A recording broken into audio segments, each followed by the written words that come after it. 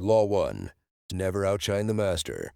Always make those above you feel comfortably superior in your desire.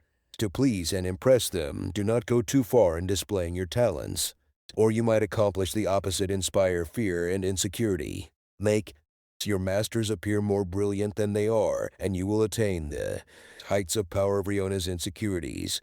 When you show yourself in the world and display your talents, you naturally stir up all kinds of resentment, envy, and other manifestations of insecurity.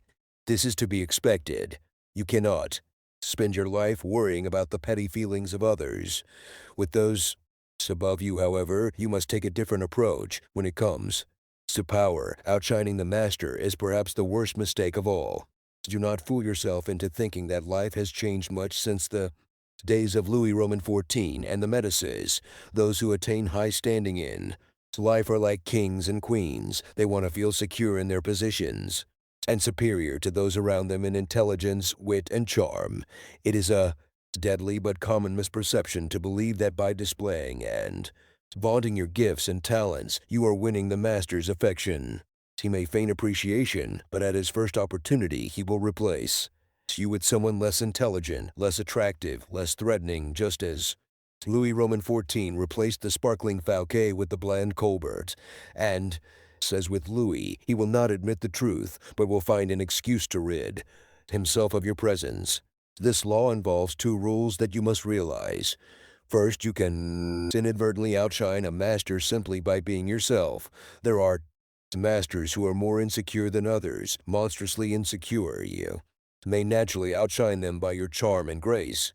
No one had more natural talents than Astora Manfredi, Prince of Faenza, the most handsome of all the young princes of Italy. He captivated his subjects with his generosity and open spirit. In the year 1500, Cesare Borgia laid siege to Faenza. When the city surrendered, the citizens expected the worst from the cruel Borgia, who, however, decided to spare the town. He simply occupied its fortress, executed none of its citizens, and allowed Prince Manfredi, 18 at the time, to remain with his court in complete freedom.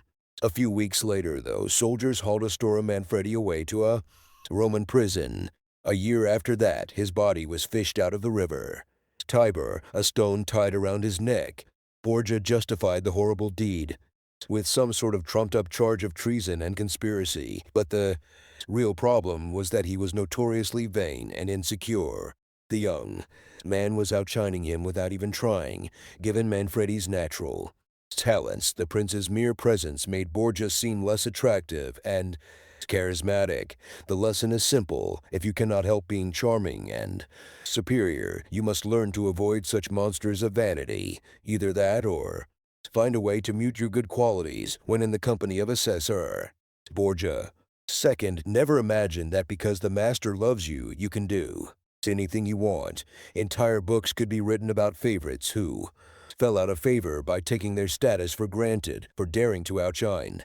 In late 16th century Japan, the favorite of Emperor Hideyoshi was a man called Sen no Rikyu, the premier artist of the tea ceremony, which had become an obsession with the nobility. He was one of Hideyoshi's most trusted advisors, had his own apartment in the palace, and was honored throughout Japan. Yet in 1591, Hideyoshi had him arrested and sentenced to death. Rikyu took his own life instead. The cause for his sudden change of fortune was discovered later. It seems that Rikyu, former peasant and later court favorite, had had a wooden statue made of himself wearing sandals, a sign of nobility, and posing loftily. He had this statue placed in the most important temple inside the palace gates, in clear sight of the royalty who often would pass by. To Hideyoshi, this signified that Rikyu had no sense of limits, presuming that he had the same rights as those of the highest nobility. He had forgotten that his position depended on the emperor and had come to believe that he had earned it on his own. This was an unforgivable miscalculation of his own importance, and he paid for it with his life. Remember the following: never take your position for granted, and never let any favors you receive go to your head. Knowing the dangers of outshining your master, you can turn this law to your advantage.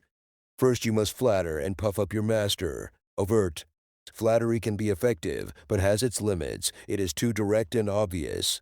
and looks bad to other courtiers. Discreet flattery is much more powerful if you are more intelligent than your master, for example. Seem the opposite, make him appear more intelligent than you. Act naive, make it seem that you need his expertise. Commit harmless mistakes that will not hurt you in the long run, but will give you the chance to ask for his help. Masters adore such requests. A master who cannot bestow on you the gifts of his experience may direct rancor and ill will at you instead. If your ideas are more creative than your master's, ascribe them to him in as public a manner as possible. Make it clear that your advice is merely an echo of his advice. If you surpass your master in wit, it is okay to play the role of the court jester, but do not make him appear cold and surly by comparison. Tone down your humor if necessary, and find ways to make him seem the dispenser of amusement and good cheer. If you are naturally more sociable and generous than your master, be careful not to be the cloud that blocks his radiance from others. He must appear as the sun around which everyone revolves, radiating power and brilliance, the center of attention. If you are thrust into the position of entertaining him, a display of your limited means may win you his sympathy. Any attempt to impress him with your grace and generosity can prove fatal. Learn from Falke or pay the price. In all of these cases, it is not a weakness to disguise your strengths if in the end they lead to power. By letting others outshine you, you remain in control instead of being a victim of their insecurity. This will all come in handy the day you decide to rise above your inferior status. If, like Galileo, you can make your master shine even more in the eyes of others, then you are a godsend, and you will be instantly promoted. So avoid outshining the master. All superiority is odious, but the superiority of a subject over his prince is not only stupid, it is fatal. This is a lesson that the stars in the sky teach us. They may be related to the sun and just as brilliant, but they never appear in her company. Baltasar, Gracian, 18601-18658. You cannot worry about upsetting every person you come across, but you must be selectively cruel. If your superior is a falling star, there is nothing to fear from outshining him. Do not be merciful. Your master had no such scruples in his own cold-blooded climb to the top. Gauge his strength. If he is weak, discreetly hasten his downfall. Outdo, outcharm. Outsmart him at key moments. If he is very weak and ready to fall, let nature take its course. Do not risk outshining a feeble superior at might. Appear cruel or spiteful. But if your master is firm in his position, yet you know yourself to be the more capable, bide your time and be patient. It is the natural course of things that power eventually fades and weakens. Your master will fall someday, and if you play it right, you will outlive and someday outshine him.